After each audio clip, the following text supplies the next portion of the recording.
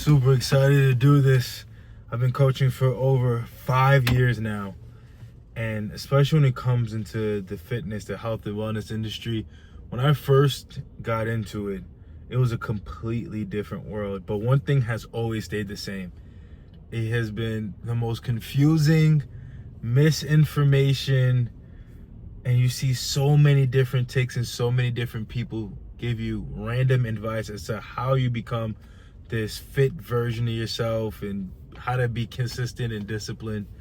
And so with so much information out there, I've seen firsthand how it's kept so many people stuck. And so I don't think I've gotten to a place today where I'm so consistent and the most disciplined I've ever been. I'm 5'11", 220, and I can see my abs. And I didn't know how much that's an anomaly until people had to start telling me that. You know, you go to the gym and you get called big man, and I'd be hearing how cut up I am, but I never really saw that in myself. That's a part of the body dysmorphia part of my story that I'll share. But I first started working out when I was about 12 years old. I'm the youngest of 3 brothers, Haitian American. So this Haitian culture is rooted in a lot of pride. Like, you got to stand up for who you are, where you from, what you represent. And with being the youngest of 3 brothers, I didn't grow up soft at all. They're 7 years minimum older. The oldest is 10 years apart. And I'll never forget telling them that I like this girl, my first crush. You know, they checking to see that I don't turn out a certain type of way that they prefer I not to. And they're like, you got any crushes at school? I'm like, yeah, there's this girl. She's super pretty. She has long hair. She has brown eyes. She's tall. And they're like, okay, like, are you gonna ask her out? How have you guys been talking much? And I'm like, no, I don't think she pays attention to me, but I am gonna tell her that I like her. And I'll never forget, my brother goes, one of them says, she's not gonna like you back, dude. Like, you're fat. I don't think she likes fat boys. If she's a pretty girl like you said she is, she doesn't like fat boys. And I just remember being like, what? And then my other 2 brothers kind of comforted me and like, tell her anyways. I tell her, and man, she was like, nah, I don't like you back. I don't see you in that way. And that's when my heart low-key got crushed. I went home, told him. He said, of course she doesn't like you. Your titties are probably bigger than hers. And I'm like, dog. Hit me. And so they started working out. That brother that really G-checked me on how fat I was, he started training for the Marines. Dude was super killer. He was not playing any of the games. He was only like 5'8", 5'9", straight out of Haiti, but ran to the supermarket, did everything on his own, just like real hardcore dude. And so when they would go on their runs, they would go on 3-4 mile runs, and my fat boy self wanted to tag along. I'm holding them up, I'm vomiting, I'm puking, I'm feeling absolutely horrible. But I went because I wanted to start making this change for myself, and I wanted this girl to like me. I got real time what it was like to be rejected. And so from there, getting into fitness, I noticed how once I did lose that weight, I got bullied for having eczema. I'll have a picture over here of what I used to look like. Once I lost that weight, I got a lot of respect. Teachers respected me, so adults really respected it. They saw how much weight I lost. I started playing sports. I got into football, and I noticed really steadily how much respect I got. Especially the football team I played for, it was in Brownsville, Brooklyn, New York. Mo Better Jaguars. The reputation was serious, and it was respect. And I never had respect before. I never had confidence or real self-esteem because I got bullied so much. It's called a mama's boy, fat titties, chunk of dunk, always getting my titties flipped. And so for once, I felt this aspect of respect and confidence, and I just kept going with it. And so I got into high school. I went for an education, better chance at football, but it only went up from there. It increased even more. And so I went from respect, confidence, to now pretty much becoming one of those guys, like the guy. I excelled at football, started doing ballet, shot put, just became an overall athlete. And that's really the takeover started with my confidence. The types of girls I dated was always like the hottest in the school. I got to get a experience of feeling power for the first time because I became a team captain at one point and having responsibilities and leadership. And I thought I was going to peak there, but I went to college and I was still that guy. I went to a smaller college, but I was always seen as the fashionable, put together type of dude. But that slowly in that transition got to my head. And before I knew it, all the things that I was sweeping under the rug, my lust issues, my pornography, my lack of self-control started to bite me in the butt when adulthood showed its real face. And so when bills started coming up, tuition, Metro cards are not free, traveling, started driving, I started gaining weight. It was like sophomore 15. And so I get into this relationship with this shorty, and that becomes really the peak of my brokenness. The same way how I had this steady bump up of self-esteem and confidence, I also had the same thing in my spiritual, emotional life, mentally, of never really working on myself truly, but always looking the part.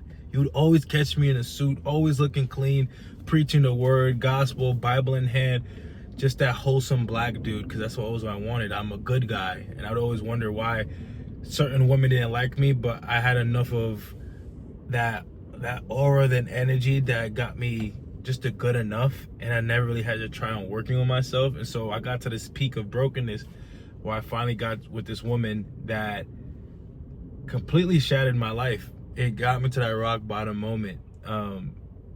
Briefly got into a relationship.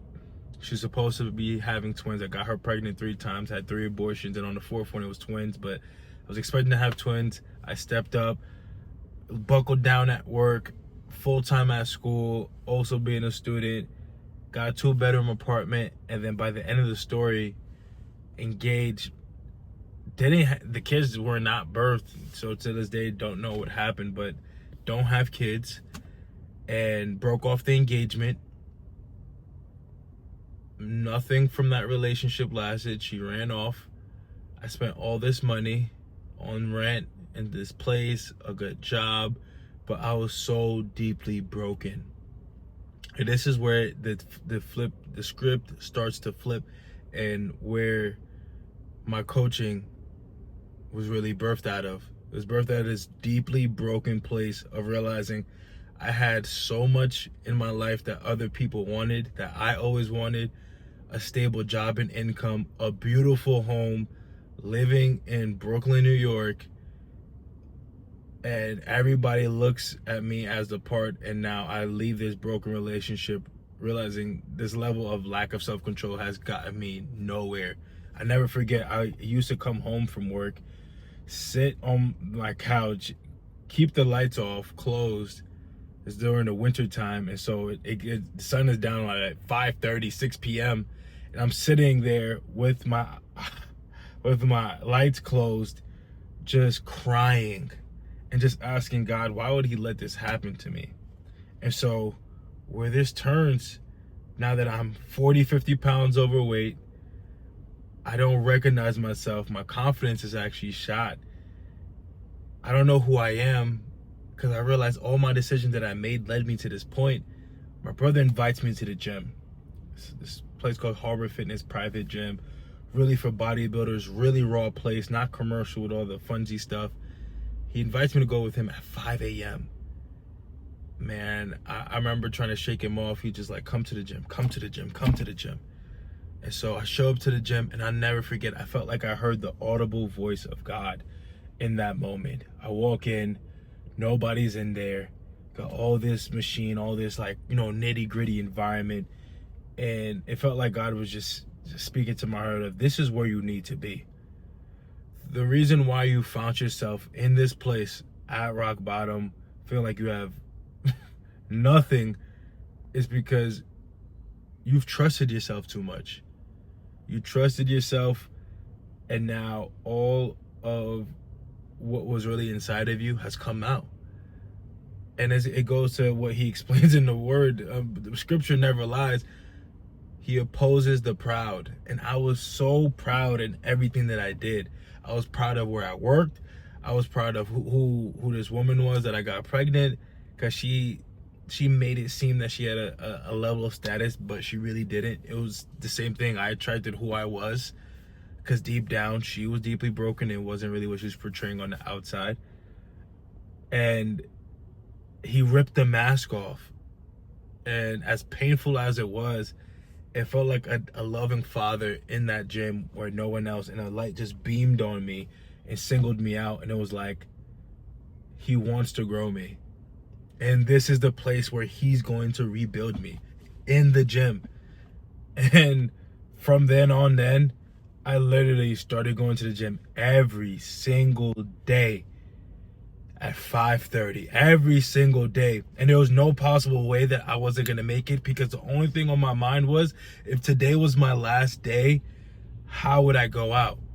God gave me breath today. If I'm up again, I literally slept in my gym clothes, woke up, and made sure that I got there by any means necessary, because there was no more options.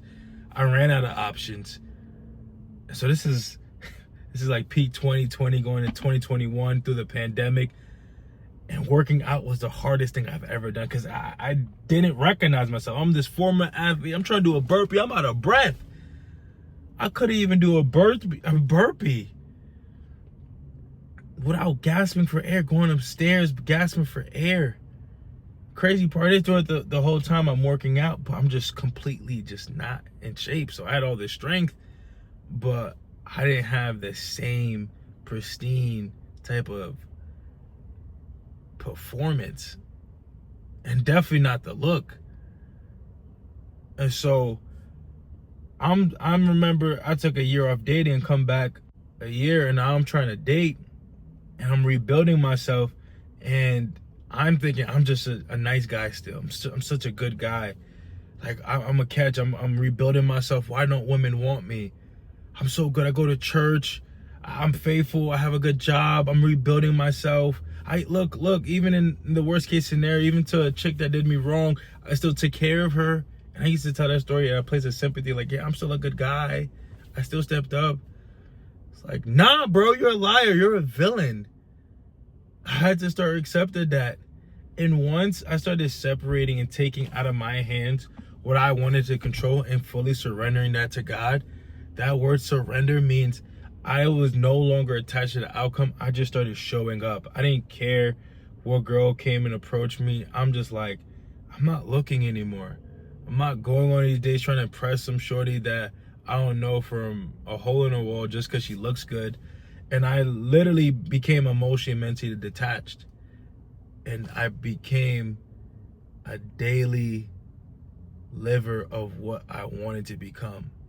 Really is a daily depositor. It is really how God helped me create the name of my program. The system that I created was based off this lifestyle. And so daily deposit, that's what it's all based on, is every day for years, 5 years pretty much, I woke up and got at it. And from those 5 years, truth be told, it was just a momentum building on top of itself. Before I met my wife, I was 3 years abstinent. Before that, within a year or two span, I probably had 1 or 2 slip-ups with women that honestly was spiritual warfare. That would be another story time for another time, because it wasn't that I got in a car with a shorty. It was like, oh man, this is the time. It was literal manipulation. And one time I was on the sake of being blackmailed in some weird way, and I fell for it. I was so fearful of men. That's another story time for another time. But point is, those 3 years of being fully abstinent, did not touch myself, did not watch pornography, did not sleep with anyone, elevated me to this level of clarity and direction that I didn't ever really rebound of thinking I was going to go back into corporate America and get to another great job.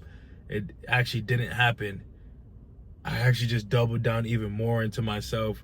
I got deeper into my fashion, knowing how to dress, how to groom, how to take care of myself, got into wedding photography, live streaming for churches, and I became a jack of all trades. I became, they say being a being great at all things but a master of none, but you're better than being a master of one. It's a full phrase to it. And so I was able to build these skills for myself because I had a regular routine of pouring into myself. And so I would go to the gym, 5 a.m., 5:30 the latest. Probably didn't brush my teeth, just put on my gym clothes. I knew the gym was going to be empty. I go to a private gym anyhow. And this environment just poured into the level of work and grit that I went for an hour and a half, just pouring. If I didn't feel like I could look in the mirror and confidently say to myself, you put in that work today, the workout's not over. All this functional and science, bro, lifty, what if I get hurt? Out the window. Go in there and lift something heavy, because the whole principle behind it that most people miss with the gym is, I saw the analogy that God created. Like, why did God make exercise good? It was so that we would learn what growth looks like. Going into deep, immense pain, strain, effort, eyes bulging out your head, veins popping, discomfort, deep discomfort, to know that you're going to reap something that you can't even see right away. You don't just go work out and you see a bunch of muscles. It's day after day after day. And no, I never got injured in the gym. Never. I actually never. Over 10 years, never got injured. Go and lift something heavy. That's the first thought. And so from that place, doing that every day, reading my Bible, getting into devotional time, moments of silence, and keeping that structure, formulated a system where I was able to see success, in my definition, in other areas of life. Because like I mentioned, it wasn't just monetary. I got to move out my parents' crib and actually stay out my parents' crib, because what's the point of moving out and moving back? Because after that's just taking steps back. So I got to move out without having a formal job, just being an independent contractor. I was able to stay abstinent, meet my wife. Oh my goodness, listen, this ring has been the biggest blessing. But this is all results of the level of structure and the rhythm of lifestyle I began living. And there were times where I doubted it because I didn't see any fruit, but I knew there was a result attached to it. And so without this experience of what it's like to stay down till I come up, I wouldn't be able to help other people do the same. But that's the difference maker. There's so many of you that want to see the next level, who want to be consistent, who want to be disciplined, but don't even realize you already are disciplined right now. You already are consistent right now. You're just consistent in doing the same things to get the same results. Or even if you are doing the right things, you're not doing them long enough to be able to garner the results that you would like to have. And so by God's grace and by his strength, I was able to see the fruit of abstinence, now being married, and I'll tell you, in a marital bed, unlimited fruit and enjoyment like no other that you can compare of, guilt-free. And then looking into my mental, emotional health, how deeply more that I know myself because of that time, literally still this day gives me the emotional intelligence to help communicate with my wife and gauge her well. And so time is going to pass either way, but what this whole gym journey has taught me is a level of spiritual maturity and leveling up that gave me an infinity of love of knowing what it looks like to put in the hard work. I got my certification.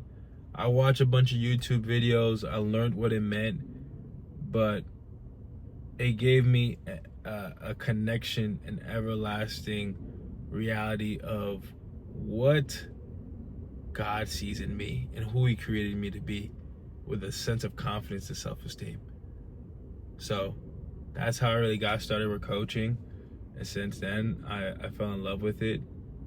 And people, God always uses people. There's people in my story, there's people in yours that make defining moments. And so, yeah. I'll be sharing more.